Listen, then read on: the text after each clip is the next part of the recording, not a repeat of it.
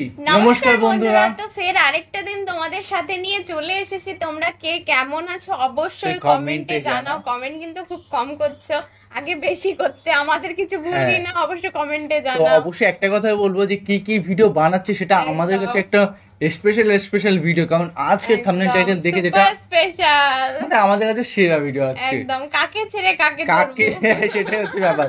সবাই ফেভারিট, এখন কাকে ধরবো সেটাই তো কাকে ফেভারিট বলবো অ্যাকচুয়ালি। হ্যাঁ, কে সব থেকে বেশি ধনী বুঝতেই পারছে, সাকিব খান এবং না দেব। তো অবশ্যই দেখবো। দেবের জন্য ফুল টাইটেলটার জন্য কি দেবাশিস নাকি জানা, দেবাশিস সামথিং, আমিও ঠিক জানি না, একটা আছে কিন্তু দেব ওটাই না আমি চিনি, তাছাড়া আমাকে চিনি না। সিনেমায় তো অবশ্যই বেশিরভাগ দেব বলে, জিৎ বলে, এইভাবে আমরা চিনি। তারপরে তো মানে এরও তো একটা নাম আছে, মাসুদ রানা না কি যেন একটা নাম। ও হ্যাঁ, সাকিব খান। হ্যাঁ, তো আমার ওই নামটা ভুলে যায়, পূজা মাঝে মাঝে মনে করে দেয়। তো দেখবো গাইস আজকে কে ধনী বেশি, দেব নাকি সাকিব খান। অবশ্যই টক্কর হবে, কারণ এপার বাংলা থেকে আমরা দেখছি এবং ওপার বাংলা থেকে দেখছি কম্পারিজন ভিডিও। মানে সত্যি কথা বলতে কি, সাকিব খান কিন্তু ইন্ডিয়ায়ও আবার বাংলাদেশেও কাজ করে, কিন্তু দেব শুধু বাংলাদেশে তো কাজ করে না, ইন্ডিয়াতে। হ্যাঁ, তো যেহেতু দেখবো আমরা আপাতত দেবকে নিচ্ছি, এবারে বাংলাদেশের মানুষ তোমার সাকিব খানকে না দেখি কে যেতে। এই পার্টি একটা ডায়লগ আছে, পার্টি বদলা লিয়া সালা, পার্টি বদলনি সালে। ঠিক আছে, আমি এখন দেবকে নিয়ে চলছি। আমি সাকিব খান, দুটোই আমাদের ফেভারিট। তো দুপার বাংলা আমাদের একটা ইমোশন। তো চেষ্টা করবো ভালো ভালো রিকোয়েস্ট রাখা, আর মেইন ভিডিও তোমার ডিসক্রিপশন বক্সে পেয়ে যাবে, ওখান থেকে তোমরা চেক আউট করতে পারো। তো চলো গাইস আজকে ভিডিওটি শুরু করা যাক।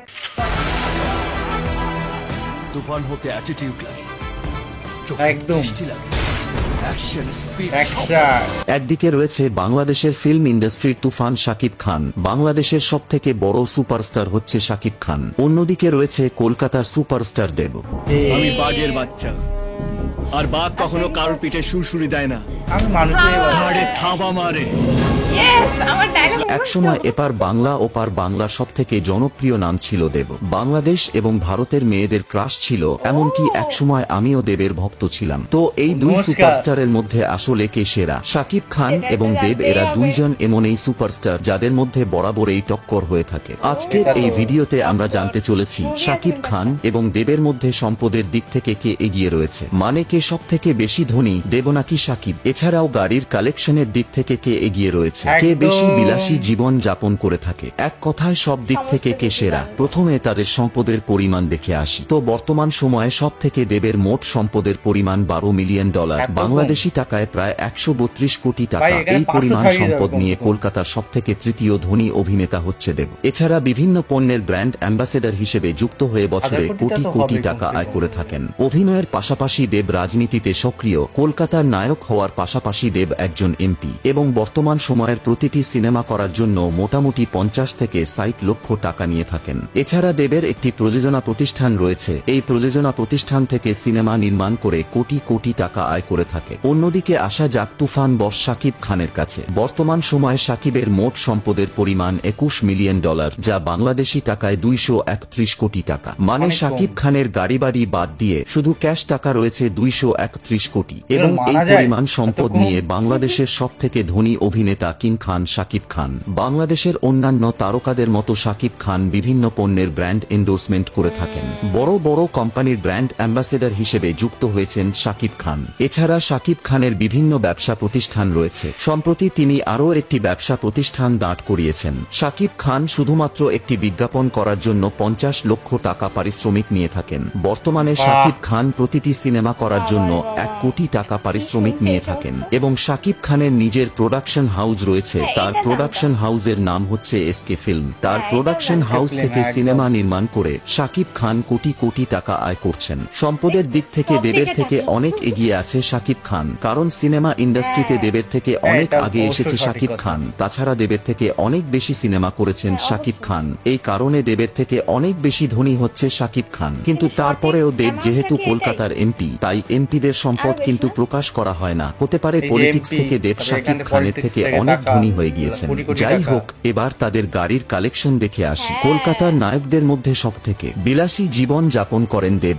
দেবের সবথেকে কম দামি গাড়িটি হচ্ছে টয়োটা ইনোভা ক্রিস্টা এবং টয়োটা, ভারতে এই গাড়িটির দাম হচ্ছে 30 লক্ষ টাকা। দেবের 2 নাম্বার গাড়িটি হচ্ছে এমজে ক্লুস্টার, যার মূল্য প্রায় 50 লক্ষ টাকা। 3 নম্বর গাড়িটি হচ্ছে মার্সিডিজ বেঞ্জ এস ক্লাস, যার বর্তমান মূল্য 1,50,00,000 টাকা। দেবের 4 নম্বর গাড়িটি হচ্ছে বিশ্বসেরা এসিডি, যার নাম হচ্ছে রেঞ্জ রোভার ভগ, যার দাম হলো 2,50,00,000 টাকা। দেবের আর কত সর্বশেষ আছে? গাড়িটি হচ্ছে BMW X5, যার বর্তমান বাজার মূল্য 3 কোটি টাকা। এবার আসা যাক শাকিব খানের কাছে। বাংলাদেশের একদম। সবথেকে ধনী অভিনেতা হচ্ছে শাকিব খান। শাকিব তিনি খান। সবথেকে দামি গাড়ি ব্যবহার করবেন, এটাই স্বাভাবিক।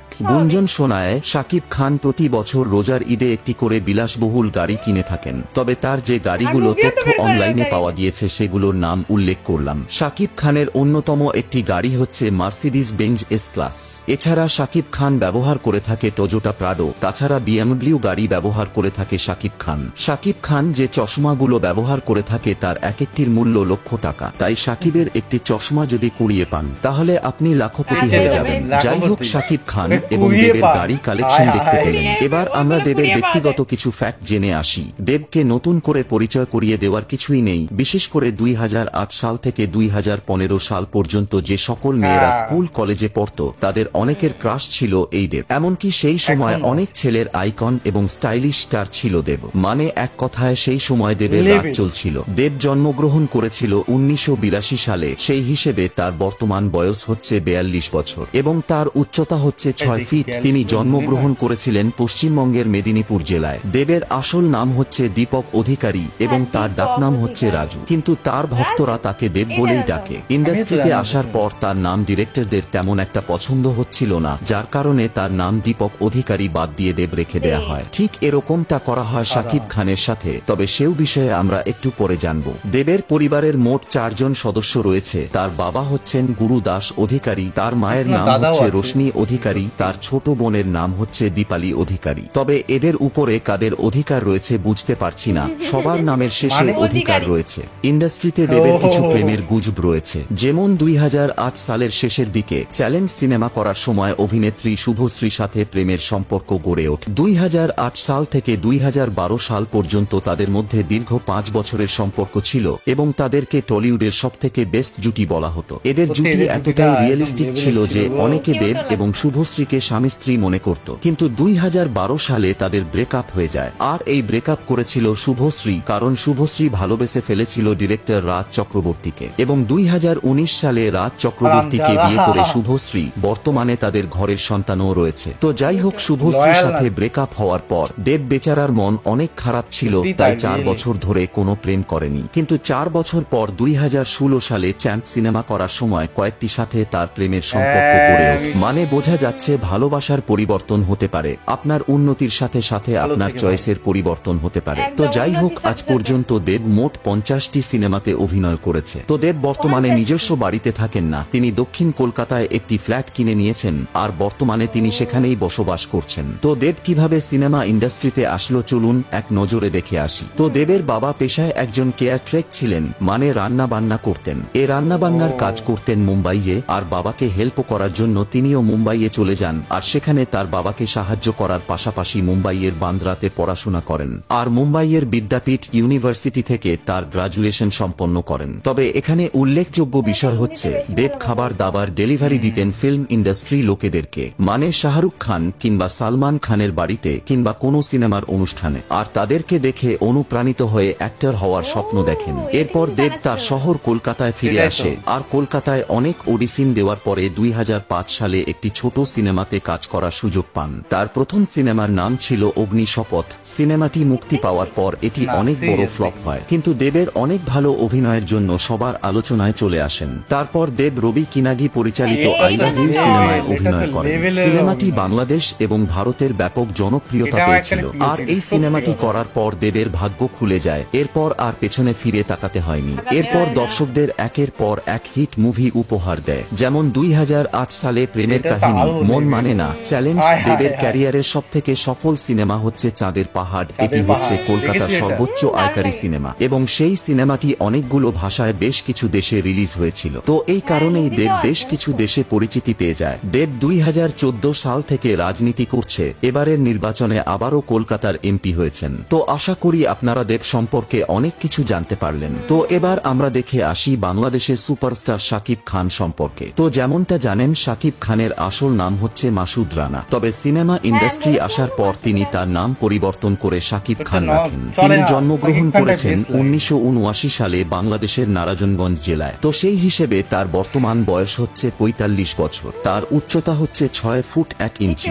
শাকিব খানের বাবার নাম হচ্ছে আব্দুর রব এবং তিনি একজন সরকারি অফিসার ছিলেন। শাকিব খানের মায়ের নাম হচ্ছে নূরজাহান। শাকিবের একজন ছোট ভাই এবং ছোট বোন রয়েছে, তবে অনলাইনে তাদের কোনো ছবি পাওয়া যায়নি। শাকিব খানের প্রেমের ব্যাপারটা হচ্ছে, শাকিব খান আজ পর্যন্ত অনেক নায়িকার সাথে প্রেম করেছে, তবে বিয়ে করেছে মাত্র 2 জনকে। শাকিব খান অপু বিশ্বাসকে বিয়ে করে 2008 সালে এবং 2008 সাল থেকে 2018 সাল পর্যন্ত অপু বিশ্বাসের সাথে তার সম্পর্ক ছিল এবং বর্তমানে তাদের ঘরে একজন সন্তান রয়েছে। সেই সন্তান পালন করছেন অপু বিশ্বাস। পরবর্তীতে 2018 সালে শাকিব খান শবনম বুবলিকে বিয়ে করেন এবং তাদের ঘরেও একটি পুত্র সন্তান রয়েছে এবং সেই পুত্র সন্তানকে লালন পালন করছে বুবলি। তো যাই হোক, শাকিব খান 1999 সালে সিনেমায় আসার পর আজ পর্যন্ত কতগুলো সিনেমা করেছে সেটি গুগল দেখে বলা অসম্ভব। তবে আমার মনে হয় শাকিব খান বাংলাদেশ এবং কলকাতার সিনেমা মিলিয়ে 100টিরও বেশি সিনেমা করেছে এবং সবগুলো যোগ করলে হয়তো 250টির উপরে হতে পারে। অন্য কিছু ইউটিউবারদের মতে শাকিব খান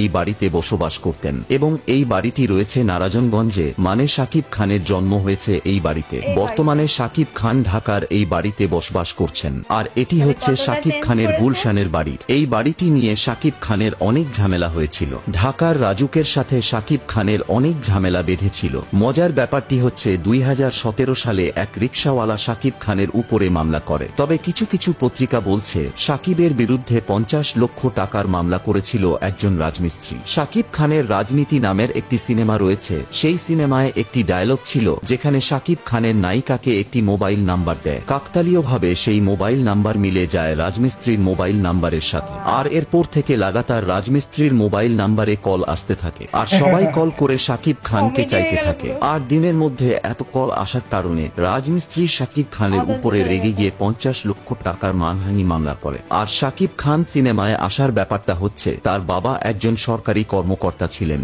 আর সরকারি চাকরি মানে এক জেলা থেকে অন্য জেলায় ঘুরে বেড়ানো। তাই শাকিব খানের জন্ম নারায়ণগঞ্জে হলেও তার বাবা ট্রান্সফার নিয়ে ঢাকায় চলে আসেন আর শাকিব খান ছোট থেকে সেখানে বড় হয়েছেন। আর শাকিব খান যখন ক্লাস 9-এ পড়েন তখন তিনি মার্শাল আর্ট শিখেছিলেন। মজার ব্যাপারটি হচ্ছে শাকিব খান সায়েন্সে পড়তেন। আবার এমনটা শোনা গেছে শাকিব খান নাকি ভালো স্টুডেন্ট ছিলেন। সেই সময় শাকিব খানের স্বপ্ন ছিল ডাক্তার কিংবা ইঞ্জিনিয়ার হওয়ার, যেমনটা আমাদের প্রত্যেকের থাকে, কিন্তু গার্লফ্রেন্ডের জন্য আর হয়ে ওঠে না।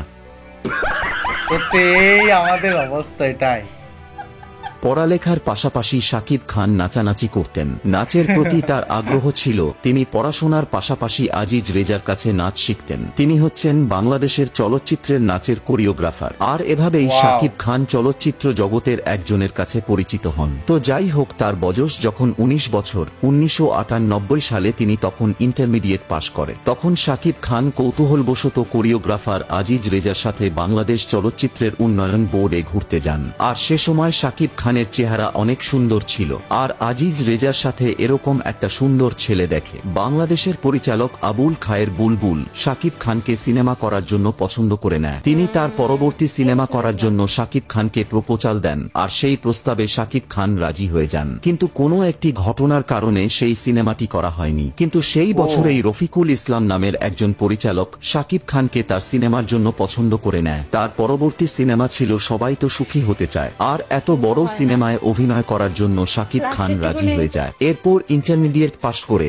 শাকিব খান আর বিশ্ববিদ্যালয়ের ভর্তি হন না। তিনি সিনেমা জগতে পুরোপুরি কাজ করা শুরু করে দেন। 1998 সালে শাকিবের প্রথম সিনেমা সবাই তো সুখী হতে চায়, এই সিনেমার শুটিং শুরু হয়। এরই মধ্যে সিনেমার শুটিং শুরু হয়। সিনেমার শুটিং চলাকালে আরো একটি সিনেমার অফার পায়। সেই সিনেমার নাম ছিল অনন্ত ভালোবাসা। তো এভাবেই শাকিব খানের দুইটি সিনেমার শুটিং একসাথে শুরু হয়। সবাই তো ভালোবাসা চাই এই সিনেমার শুটিং আগে শুরু হলেও অনন্ত ভালোবাসা এই সিনেমার শুটিং আগে শেষ হয় আর 1999 সালে সেই সিনেমাটি মুক্তি পায় আর এটি হয়ে যায় শাকিব খানের প্রথম সিনেমা। আর অনন্ত ভালোবাসা সিনেমার মাধ্যমে প্রথমবারের মতো শাকিব খানকে সিনেমার পর্দায় দেখতে পান দর্শকরা। তবে মজার ব্যাপারটি হচ্ছে শাকিবের প্রথম সিনেমার পারিশ্রমিক ছিল 5,000 টাকা, কিন্তু তখনকার দিনে 5,000 টাকা অনেক টাকা ছিল। তো এভাবেই একের পর এক শাকিব খানের সিনেমা মুক্তি পেতে থাকে। শাকিবের এতগুলো সিনেমা রয়েছে, সবগুলো সিনেমার নাম বলা সম্ভব না। তো যাই হোক, শাকিবের সব থেকে সফল সিনেমা হচ্ছে প্রিয়তমা, যেটি বাংলাদেশের ইতিহাসের সর্বোচ্চ আয়কারী সিনেমা। শাকিব খানের তুফান সিনেমা মুক্তি পেয়েছে, কিন্তু প্রিয়তমার মতো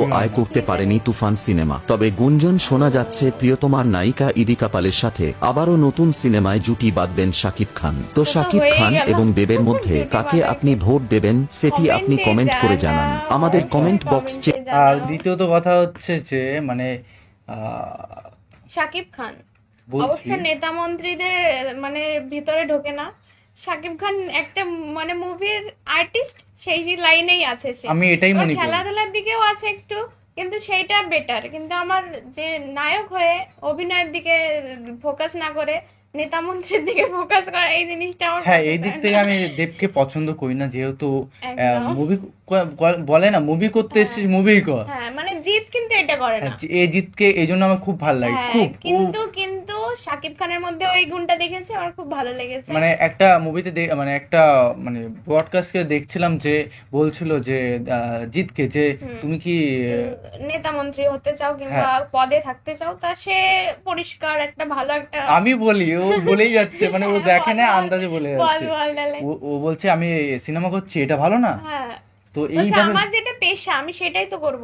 হ্যাঁ, তো এটা করছি ভালো লাগছে না, এরকম একটা জবাব দিতে হ্যাঁ, মানে এরকম একটা অসাধারণ, জবাব দিয়েছে। খুব সুন্দর লাগলো। আর সেরকমই শাকিব খানকে আমার খুব ভালো লেগেছে। একদম, তো যেহেতু আমি মনে করি একজন অভিনেতা এই মানে অভিনেতা, রাজনৈতিক রাজনীতির যাওয়া দিকে উচিত না, কারণ তাকে একটা অন্যভাবে মানুষ তার দেখে। প্রফেশনাল আলাদা, তার হ্যাঁ। প্রফেশনাল আলাদা। কারণ দল এমন একটা জিনিস, ওই দলে ও পছন্দ করবে না, ও হেট করবে, হ্যাঁ, মানে এই সেটাই, বিষয়। সে অভিনয় করে তাকে সবাই ভালোবাসবে, আর কিন্তু অবশ্যই- দল করলে এক টিম ভালোবাসবে, হ্যাঁ, এক টিম তো প্রিয়তমা কিছু মানে লাস্টের দিকে আমি প্রায় কাছাকাছি এবং খুব ভাল লাগছে। তুফানটা একদম। দেখার ইচ্ছা হয়েছে, একদমই। বরবাদটা দেখা মানে টাইম পাই না, তাও ইচ্ছা চেষ্টা রয়েছে। করছি যে অল্প অল্প দেখলেও তো দেখছি। একটু তো দেখছি। হ্যাঁ, এটাই অনেক। তো একদম।